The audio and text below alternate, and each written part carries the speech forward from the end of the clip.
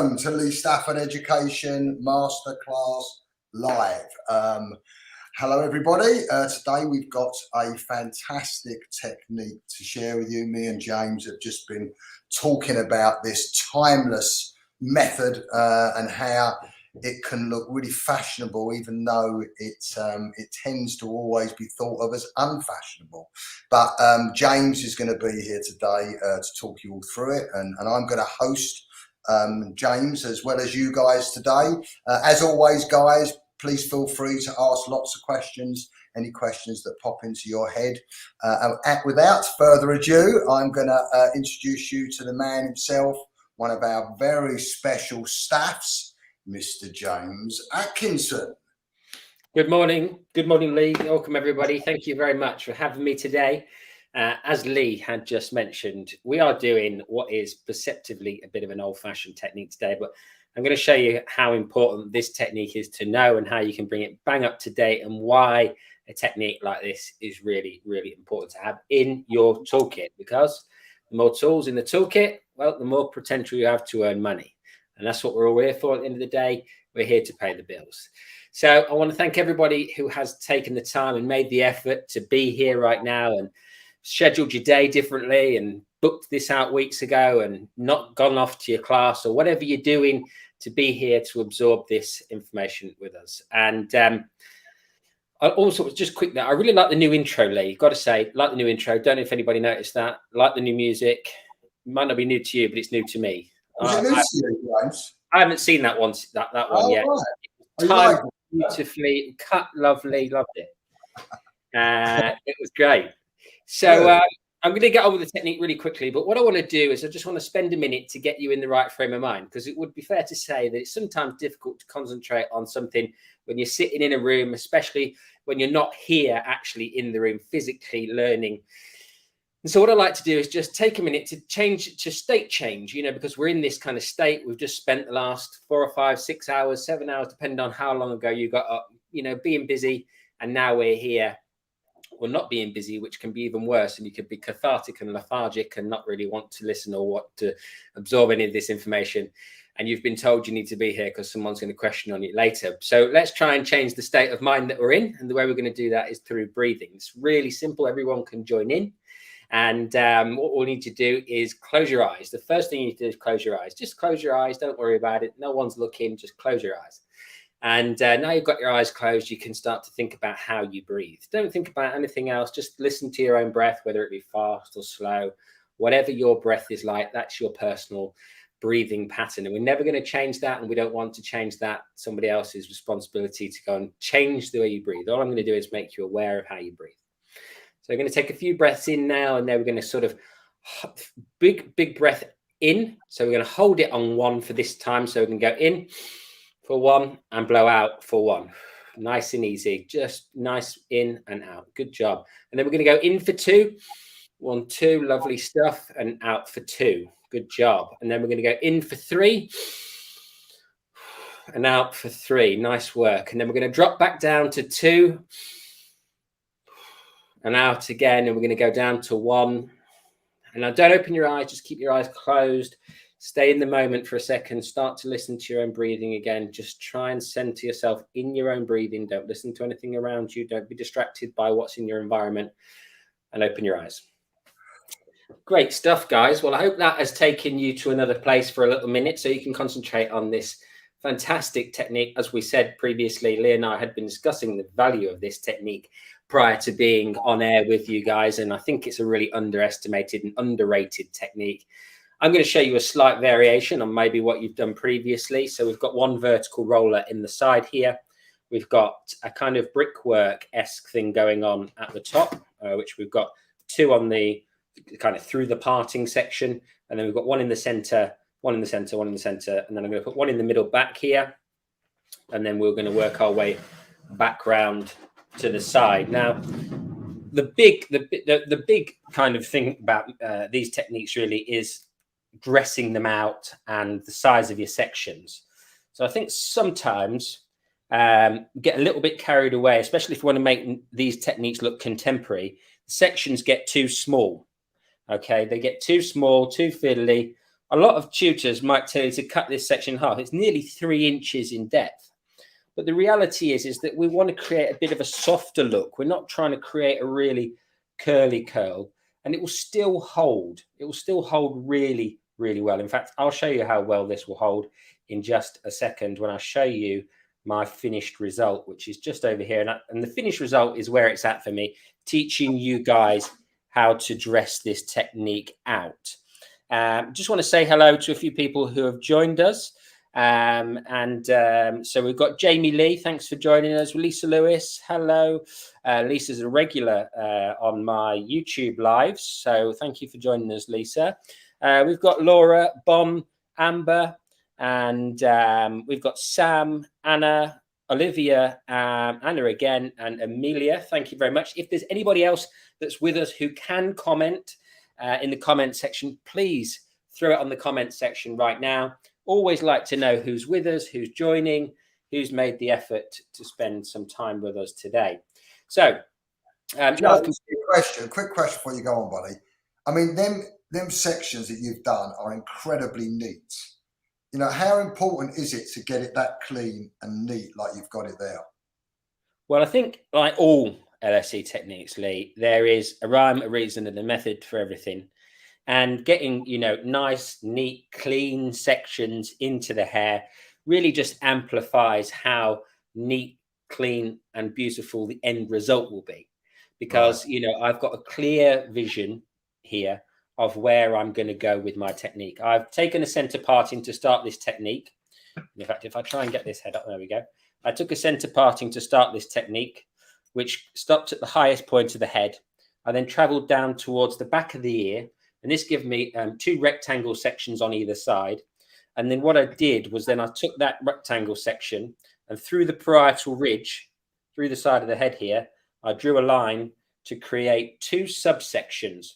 One that is a rectangle shaped section on the top here, okay, which I can then just pop a little clip in temporarily while I deal with this underneath section. And then I've got a square shaped section here that incorporates the top of the ear area. And then I've got this slimmer, more oblong kind of shape running down the side there. So it's got a little point on the top and then it goes down to a square hairline at the bottom. And of course, I will put maybe 2 or 3 rollers in this side in the instance of the head shape. On this instance, I've got 3 rollers to go in here. I'll talk a little bit more about them. But, you know, it's like anything, guys. The cleaner you work, the better the result. It's always the same way. Diligence on cleanliness is really, really important. Now, what I'm going to do is I'm going to come around this opposite side because I want to show you something when we put this bottom section in. When we're going to do a vertical section. Hello, Tony. And we've got Ellie as well. Thanks, Ellie. When we do a vertical roll, okay, what we want to do is angle the hair down slightly. If we elevate it to horizontal, what we'll tend to find is we'll struggle to get these hairs in with these hairs unless the hair's very, very layered. And in this instance, it's not really layered at all. So we need to drop our section to enable ourselves to be able to wind the section around the roller. So we're going to put in our roller now.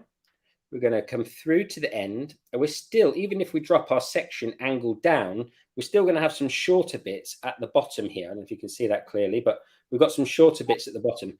So what we're going to do with the longer piece of the hair, we're just going to wind it around neatly. Okay, and then we're going to slide it gently towards the end, and then we'll just roll our section. And actually, we just need to do that again because we'd lost tension on the bottom of the section. So we've got to keep our finger angle, or we've got to keep the roller angle down, wrap those ends, and then wind it up. Now, vertically rolling any roller is always tricky, guys. So this is the one that's going to be the hardest to get in any instance. We'll just work it slowly, take our time, no rush, no need to panic, and there we go. You're always going to have areas on the head as well that are more difficult. So in the instance of me putting this in, it's more difficult for me to be on this side because my dominant arm, right-handed, is in a very high, awkward position. Well, a couple of questions here for you, James. Great. First of all, from Laura, she says, what did you find difficult while doing a wet set for the first time? Everything, Laura, everything. I mean, wet It's set. easy the first time, is it, James? Say again, mate. Nothing's easy the first time, is it? Nothing's easy the first time, but wet setting requires a lot of practice. Now, I had a lot of practice when I lived in London. I did a lot of helping, assisting, editorial photo shoots. I worked on Cabaret, the musical, setting the hair for the wigs for that show as well. And so I got a lot of these classical techniques. I got a lot of practice in these classical techniques in that environment where I, had to learn quickly or I was out. And of course, it does take time and it does require practice. And it's obviously a cracker because you can just get your mannequin head out. You're not cutting it. You're not changing it. You just get your mannequin head out and you do it over and over again until you get good at it. And it's that simple. And it does relate to other stuff. It helps with hair handling skills. It helps with so many other factors of being a kind of successful hairstyle all-rounder anyway, especially if you're going to be an all-rounder. James, how did you get that job? What with the Cabaret or the photo shoot stuff? Cabaret one was a client. I worked in Soho, just around the corner from where you used to live, Lee, or where your house is, and I had a client who was worked in the theatre world and kind of ran a theatre, and I'd asked her if there was kind of any way that she knew of anyone that I could go and assist in any of these behind the scenes creating the hair looks. Anyway, it just so happened that like her friend ran the show at Cabaret, and she let me come and she introduced me to the hair team there. They let me come and help. I was all right at like things like pin curls and stuff that more old school techniques that no one was really practicing when I was at college, and they was already going out of fashion. And I think initially they thought I wasn't going to have what it took because I was quite young, but I was always into these techniques. I don't know why. I just liked them. And I had, my grandma had her hair in rollers and she had a perm and stuff like that. And so I used to practice on her. And because I wanted to do her hair for her. So that was another way that I used to practice as well. So yeah, I got the job just by asking, really. Yeah.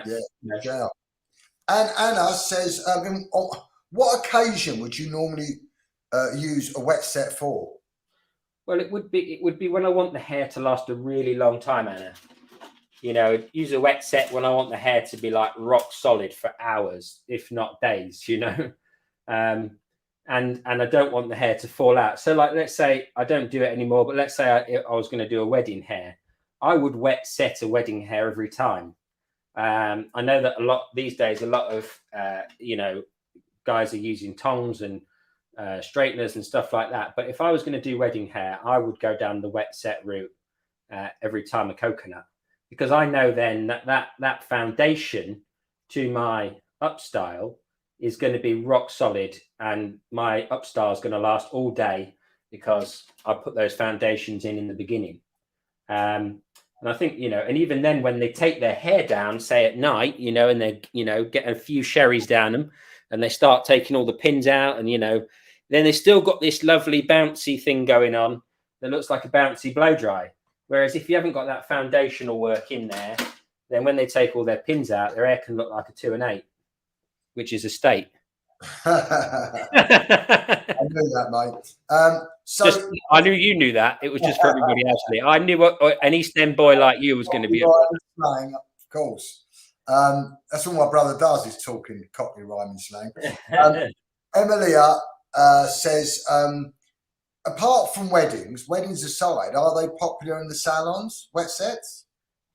Don't do a lot of wet setting in the salon, as you can imagine. These days, it's not such a big call for it. But let's say I've got, so it's an event job. It's when I want it to. It's any event. Let's not say just a wedding. I use weddings as an example, but anytime I want the hair to be absolutely concrete, rock solid, going nowhere, lasting all day, wet set's the way to do it. It is the only way to get the hair, really, in my opinion, absolutely guaranteed to stay all day. Now, look, I'll finish this set and I'll show you in a minute, right, what we're going to go on to. But here we go. Here she is. So we've got vertical section straight down the centre back, vertical sections here behind the mastoid process, which is the bone behind the ear, running down from the parietal ridge, which is the bone just above the ear. We've got a vertical section wound backwards here on the side, which incorporates quite a large area. And then we've got two sections here on the top, which go through the parting sections. Dead simple, nice, easy pattern to follow. And it gives a slightly more modern vibe. I need that stand. I just don't need the head. Hold on. Swap heads. Now, look. I did this last week, right? Lee and a few of the other staffs had a meeting last Tuesday. And I did this just before Lee and I were in the meeting. And it's been in my studio all week. Now, it's not the driest environment because there are people doing hair in here occasionally. And that has held all that time. Now, I haven't dressed this out. And the next part of this is all of teaching you how to dress it all out, however you want it to be. But that will hold. And that is where this technique is at. Guys, when you want maximum hold, you reach for the rollers. And you know what? This leads it very nicely onto this question, saying what age set's suitable for, because me and James were talking before we came on live today, and we were saying that, you know, a lot of older people, your nans and stuff, will have a wet set. And they've been having wet sets since they were young, you know, teenagers themselves. But everyone just associates, or young people that are doing hair for the first time, they associate a wet set with, like, you know, an older person who's probably only got like 4 inches of hair, and, you know, and it's regarded as something quite old. But James today's done a wet set, slightly bigger rollers on slightly longer hair, and all of a sudden it looks really glamorous and really young. Absolutely. So there's no age group, Amelia, really. It's really about what you want the hair to do. I mean, let's just say in this particular instance, we're going to brush it all out. We're going to dress it all out. A good friend of Lee's, and somebody that I don't know that well, but I admire his work, James Earnshaw. If you don't know him, go and check out his Instagram. A fantastic talent when it comes to hair in general, but uber talent when it comes to styling hair. Done some of Lee Stafford product campaign shoots, and you know, he will put a really hard curl in the hair to dress it out. Now, you know, he will do it in whichever way suits him. But if you want to get a really firm hold in the hair, get your mousse in the hair, onto the hair wet. You know, mousse is a cracker, I'm telling you now.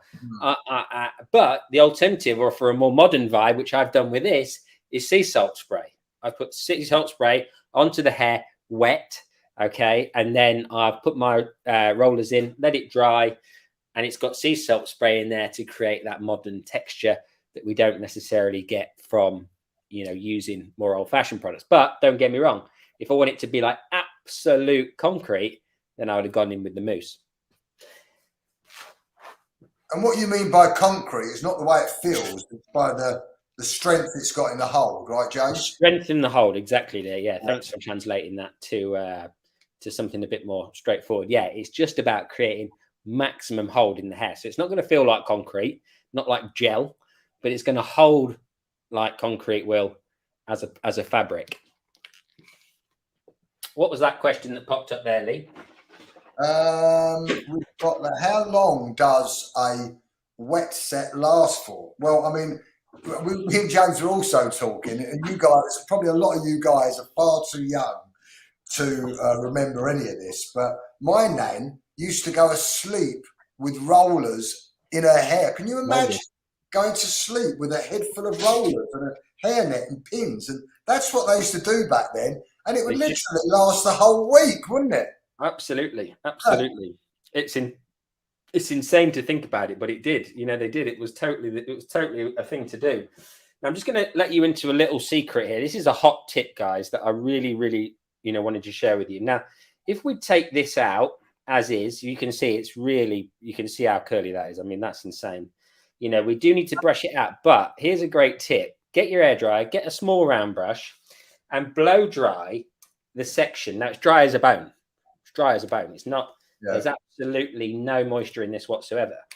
Put your hairdryer on, doesn't matter what heat, just put it on a low setting and just come in and just wrap the hair around put the brush on the base of the hair. Turn this off for a minute so you can hear me. Put the brush on the base of the scalp and wrap the hair around and just run your hairdryer through it a couple of times all the way to the end like that.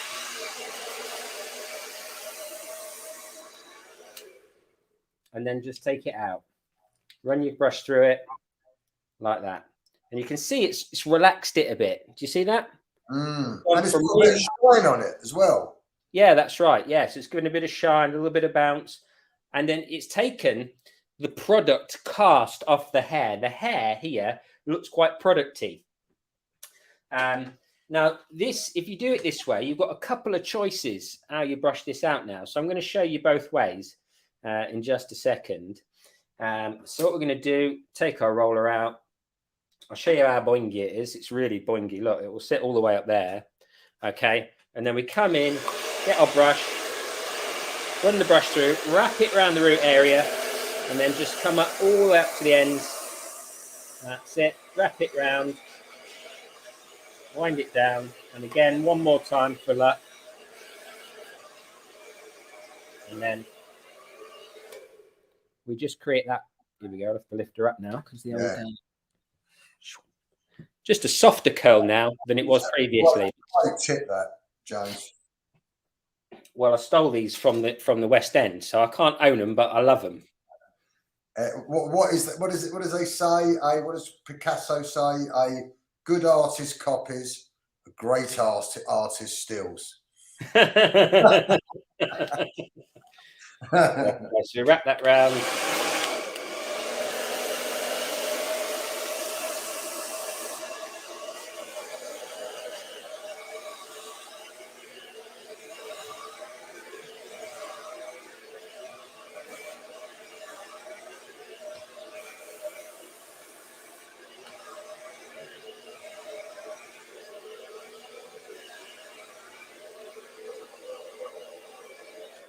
Like that. Easy.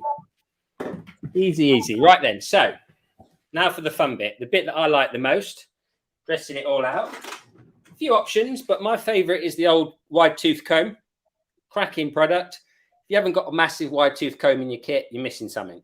Okay. Give it a little dust in with the old hairspray.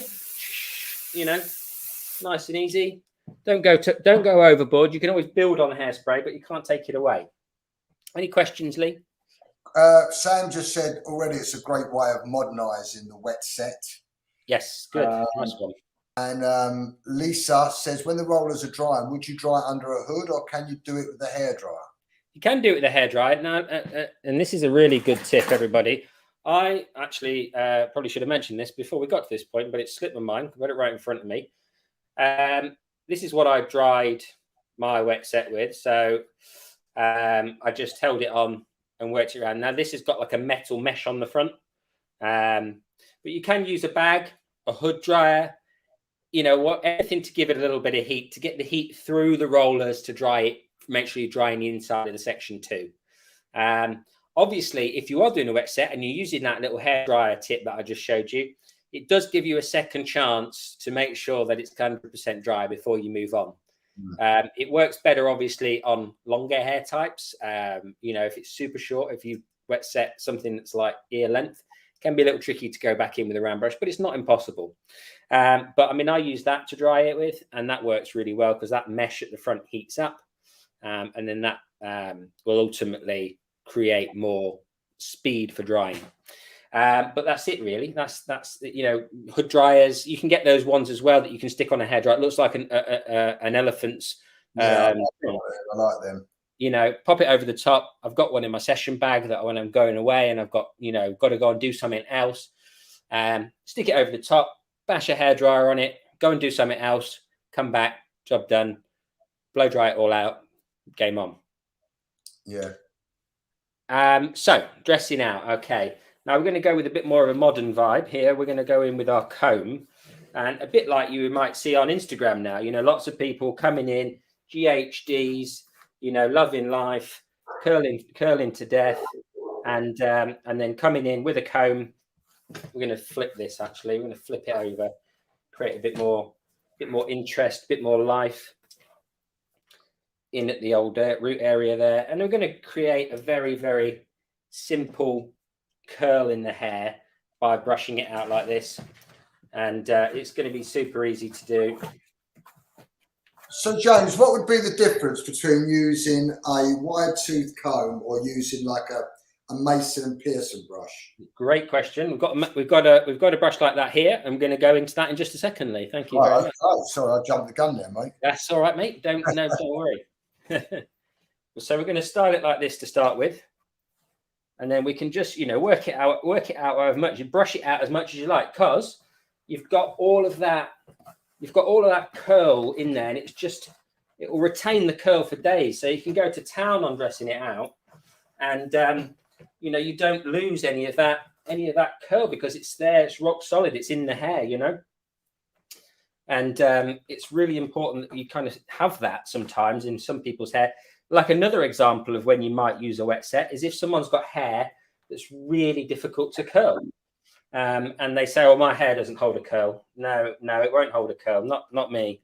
And then you wet set it, and they're like, "Holy, my hair, was like that all day and all night." And they're blown away by the amount of hold you can get from such a technique.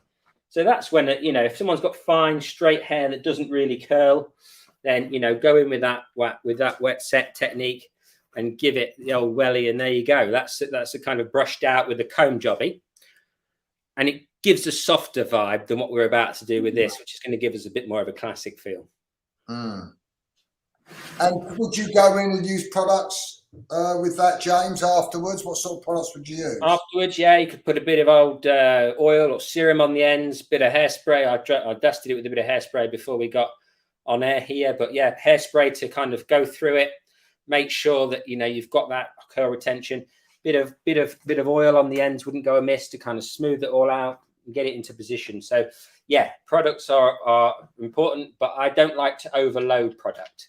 I tend to just go in with the one, a few simple products. Big fan of oils and serums. Big fan of mousses and sea salt sprays for hold in the beginning, and then good old fashioned hairspray to get us going. So the other thing we can do here as well is we can come in with our bristle brush. It can be any old brush, Mason and Pearson, as Lee mentioned, but something with soft bristles. Can you see it's got soft bristles and teeth?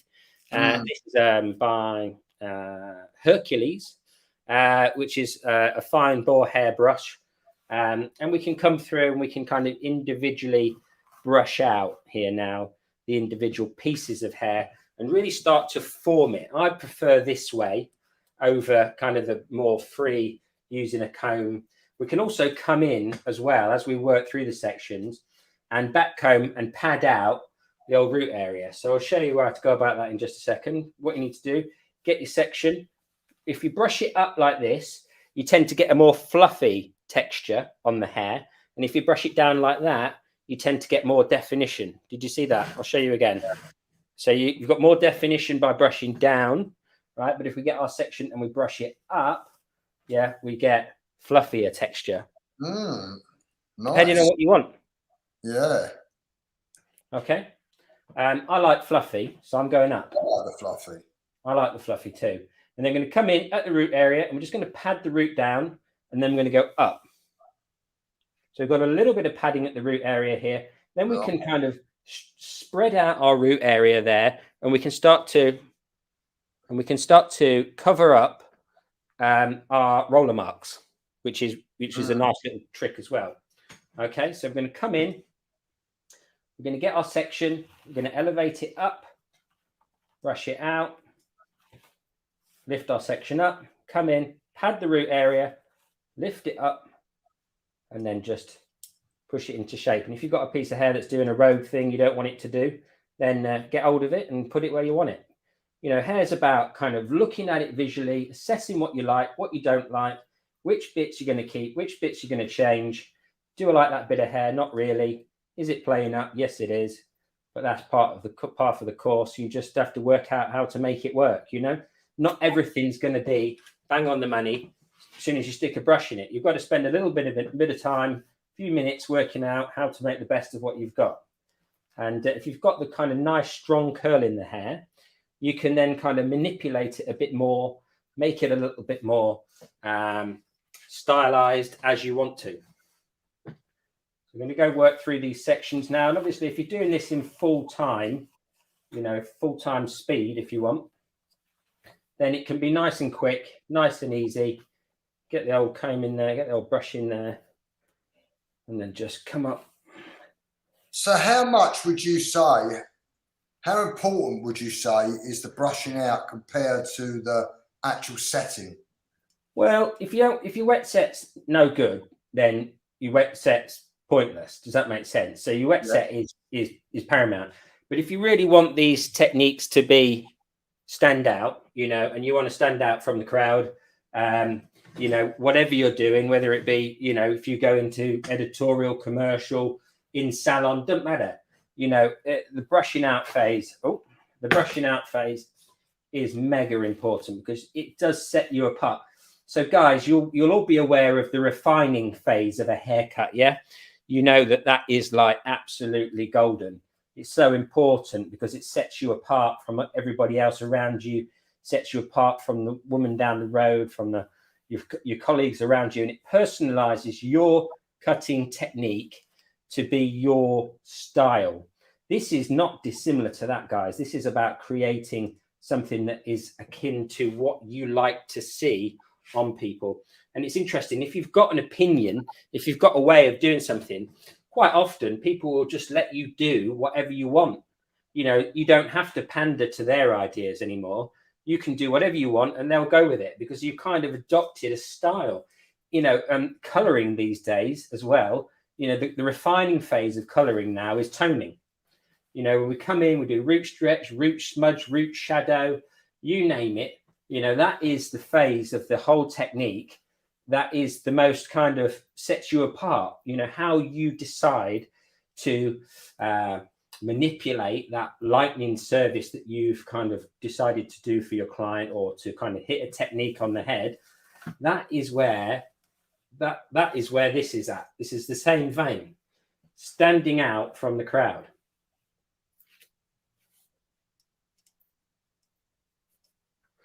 Lovely. Any more questions, Lee? Have a little look. Get rid of these.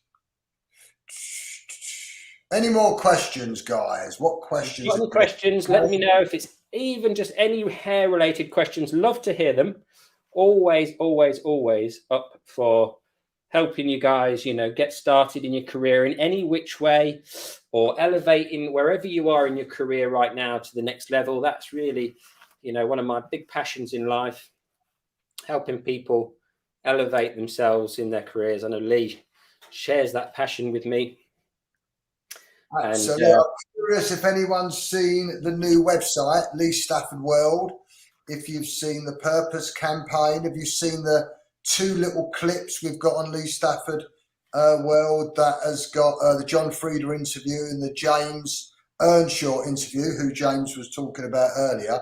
There's just some highlights of that. We're dropping the videos at the beginning of March, but just interested if you've all seen it. If you haven't seen it, leestafford.world, please go on there and take a little. If you have seen it, put a 1 in the comment section. If you haven't seen it, then put an M. Thank you for that, James. And very shortly, all of our recipes, it will probably be in a couple of weeks' time, will then be hosted on Lee Stafford World. So we've got a couple of questions here from Emilia. She says, what's your favorite Lee Stafford products? Oh, my favourite Lee Stafford products. God, there's been so many. I mean, heat protection one has to be one of my favourites because before we launched heat protection, Boots gave us 6 months to double our sales, or we was leaving Boots. And that one product trebled our sales overnight. We reinvented dry shampoo. I'm very proud about doing that. I think the purple shampoo's got to be one of my favourites. God, there's so many. I've got over 100 wet products now, and there's probably about 50 over the years that we've discontinued that were some of my favourites but not enough people discovered it, unfortunately. Olivia says, do you struggle with anything else? Do you struggle with anything when doing a wet set? What do you struggle with? What do I struggle with? I mean, when it comes to the brushing out phase, sometimes it's not going in the direction you first imagined, you know, in your mind. So then obviously, you know, you can have your struggles with that sometimes, and you just manipulate and brush and rebrush and, you know, get the sections and kind of, you know, tease them as you want them and put them into places where you didn't necessarily think they were going to go. And you've got a bit like all curly hair, you've got to roll with the punches, you know, and kind of be open to maybe doing something slightly different to what you kind of set out to do. But providing you've got that good foundation in there, the hair will behave. So it, like, again, you know, getting that good setting in there in the beginning, you know, coming through, and then just maybe it's about kind of just back combing like that and just creating a little bit more fluff and texture in the hair and a bit more kind of movement, so that you're kind of, you know, maybe changing and adapting. And that's probably one of the biggest things to practice, is kind of the brushing out phase and kind of making that work for you and deciding, you know, at which point enough is enough. I think there was a great saying once where the art is in knowing when to stop. So that's probably for me a really great thing to think about when you're doing something like this. I am like Lee's products too, by the way, and I'm just I've used Coco Loco on my curly bonds a few times. I really liked it. So I've been you know, if you've got any curly hair clients, you can steer them that way. I also recommend some of my clients to Lee's products in salon, because I don't sell products here in the studio. I do some clients these days still. I really enjoy doing clients. I'm a hairdresser through and through, really. But I think there's some great products that Lee's got, and I've tried quite a few myself. You know, had a few in the salon. I did this thing where I never actually launched it, but I had this idea of buying products from Boots, all of the different products, and kind of making reviews on products from Boots. I did film loads of episodes, and actually some of Lee's products were in those videos, but it never really got around to kind of making that a thing. That will happen still. So watch out, me. I'm coming. Yeah. Well, do you know what? All of them products that I've still got products in my range today that we launched 20 years ago, and they're still bestsellers. But they were all designed and developed by hairdressers from all the gang in my salons, you know. So, yeah. You know, so hairdressers like them because hairdressers created them, you know. Yeah, absolutely. I think it's really important, isn't it? Did you always want to go into the hair industry? Not at all. Not at all. I played golf very seriously as a young man. From the age of 3, I played golf all the way up to I did golf and hairdressing simultaneously from 16 till I was just before I was 19. And I always, you know, all through my teenage years, I'd set my ambitions on being a professional golfer. I played for England. I did all sorts of cool stuff, but you know, unfortunately, it wasn't meant to be. And you know, but I've got to say, actually, and Lee knows this, is, you know, some of the changes in my life, you know, were instrumental with some of the Lee Stafford effect from that, you know, early 2000s era. So, you know, I think you know, it's been I wouldn't change it for the world now. If you said hairdressing or golf, I would pick hairdressing today.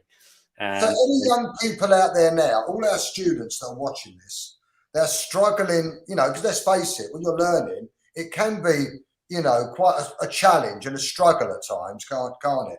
What would you say to anyone that is pursuing a career in hair but might consider at one point giving up because they haven't quite got the technique right yet? So guys, listen, really important. I was the most unnatural hairdresser on the planet. You know, ask me to teach someone to play golf, hit 1,000 golf balls in a day, you know, go to the gym, run 20 miles, whatever, you know, anything to do with my golfing career, fine.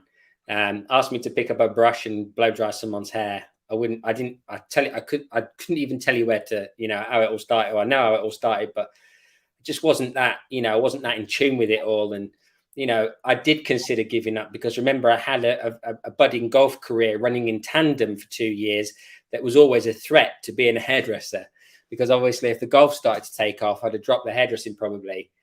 But it was always neck and neck, and I was always learning on the job. I was always picking up new techniques. I was always trying hard, you know, and because it didn't come naturally, I put more effort and energy into trying to be good, you know. So I practiced hard. I practiced on my friends. I practiced on anything I could get my hands on. I remember buying a mannequin head from my college at the time. My college bought in a load of mannequin heads, and I asked if I could buy one individually, and they sold me a mannequin head.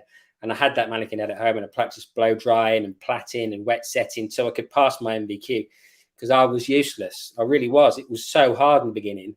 But then I got momentum with it. And the more I learned to do stuff like this, wet setting, pin curling, blow drying, the more I got hair handling skills. And then that kind of translated over into everything's hard in the beginning, guys. Everything's hard. You know, I make YouTube videos now. Making YouTube videos in the beginning was not easy. You know, nothing is easy when you start. Don't give up. If you've got a dream, you love it. If you love any aspect of it enough that it's made you turn up at college and try and get a certification in it, don't just fixate on that one aspect. Just make sure that you push yourself through all of those other things that, you know, require you to be a successful stylist. That's my best advice. And tell me this, James, you pushed yourself through that. And you've been in the business now for how long? 18 years. 18 years. And would you say you've had a contented, happy career in the craft that you picked? 90% of it, 95%. There's always going to be a 5% element of doubt at some point in your career. Yeah. There's two phases in my career. There was one phase when I very first moved to London, and actually it wasn't the job itself. It was, I found living in London hard for a while.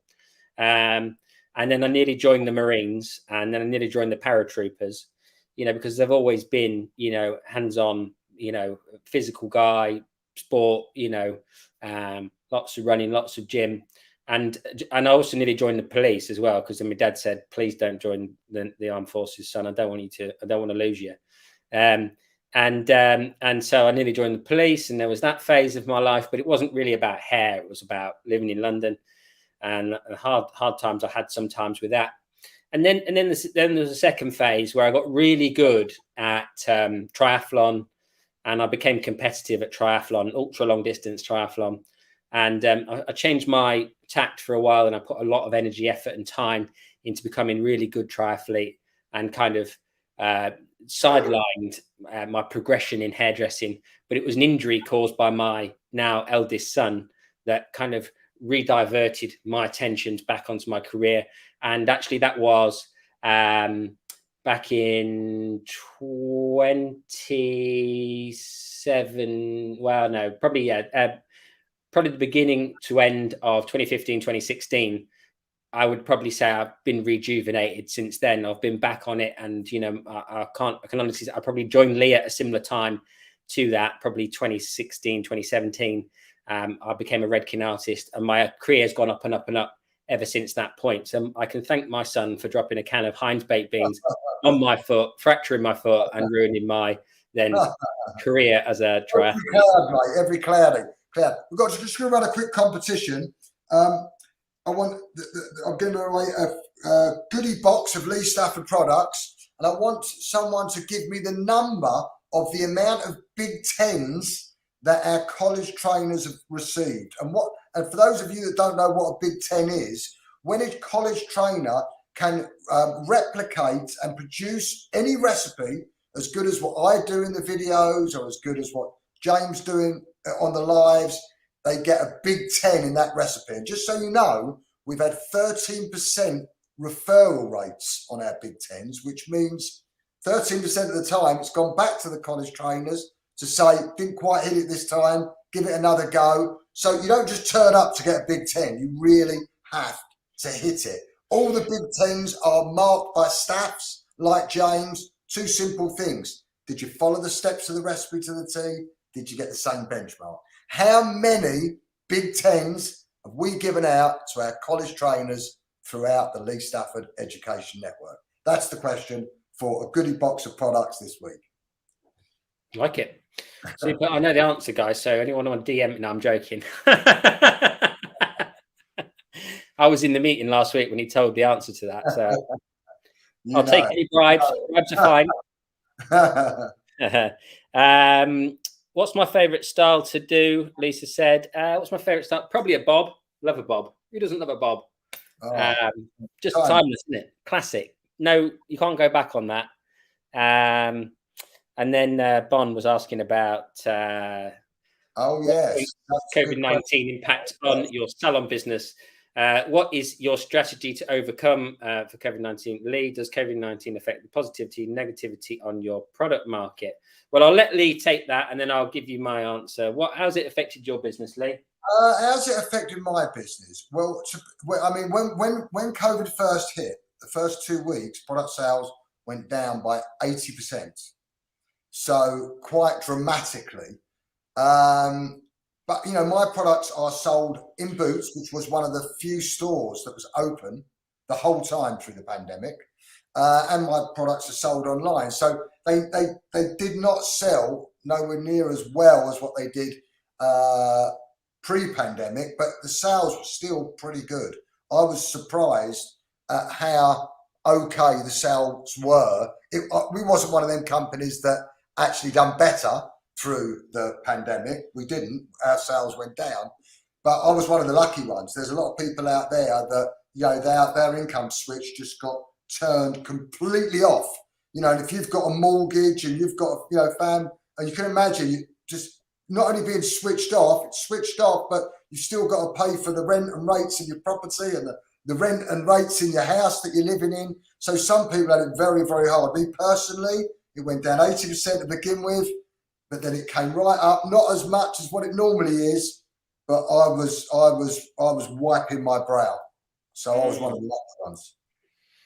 For me, Bon, and for anybody that's interested, I just pivoted. So I spent a lot more time on YouTube. I developed my digital hair academy. And so my strategy was to take all my education to the next level online, you know, and use the time wisely whilst it was happening. So that's what I did personally. The salon business obviously took a big hit. I was, you know, all salon businesses took a big hit, and you know, I think between me and the people who I was working with at the previous business that I was at, because I did so well online on a personal level, some of our relationship broke down, I think, and now I'm here in my studio all the time. So I completely changed everything about my entire life in the lockdown. And I think whenever we're faced with adversity, whenever we're faced with big problems like COVID-19, I think the best thing to do is take a minute, consolidate and pivot, you know, and see what new opportunities have appeared. A great quote, I don't know it exactly, but it goes like this, or it means this, that, you know, war always brings opportunity. There's and off the back of every war, there's always been millionaires made. There's always been people that have earned, you know, increased their wealth because they've pivoted. You know, there's a bad thing happening. They've looked for new opportunities either during or post that thing happening. We're still in it. We're still in this war. It's a war with a virus rather than a war with people. And look for those new opportunities that have appeared in this time of kind of people letting their guard down, and pivot and pivot and pivot and find your way through what is not a very good time. So that's kind of how I've managed it. James, do you have a product range? I do not. I do not. I've just Your product is your subscription. Yeah, that's right. So I have in fact, I'm just launching a brand new digital hair academy, which is coming at the end of this month. And previously I was running it through a different kind of hosting platform, which was not very easy to use for people. But I've got a brand new, it's going to be called thelifeofhairacademy.com. And you can go and sign up there. And if you are a LSE member, then please contact me previously and I'll give you a discount. If you're a student, I'll give you a 50% discount for your membership across the board. So 50% off to all LSE students if you want to come and join up and get some different insights. I'm not necessarily looking at it from the angle of just technique. I'm also helping people grow their business individually. So you don't need to own a salon and a premises for this to apply. This is about my experience of being a hairstylist who was turning over 125, 130,000 pounds a year behind the chair, and the things that I implemented, the strategies that I used to get to that point. Because, you know, I think, and I've proved it by doing a podcast series that's going to come out later in the year called the Six Figure Stylist Podcast. And I spoke to all these different people that were based all around different parts of the world, not in big cities, and they were all six-figure hairstylists. And they've got really interesting insights to share with you also. What do you think is the most common thread to all them stylists who are successful in the salons, James? What was the common thread? Well, when I analysed a lot of what they said, it was really about, a lot of them it was all about strong education, good fundamental technique, of understanding of technique, so that they can concentrate on the client relationship and making sure that that client goes away and tells their friends. You know, one of the most interesting things about it all was, for me, was that where these people got their customers from, and it was all predominantly word of mouth still. Wow. We think in our mind, don't we, that social media is going to be growing these 100K stylists, and actually most of them got majority of their new clients and their existing clients from people telling their friends. And if you can work your way into a wealthy clientele through their friends network, your prices can go up and up and up, no matter where you. Good old-fashioned word of mouth, eh? Yeah.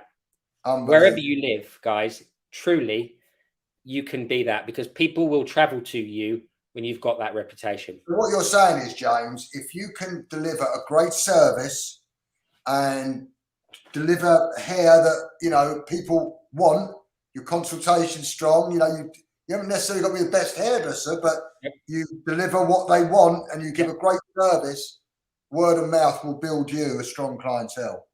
Absolutely. Every time a coconut, guys, every time a coconut.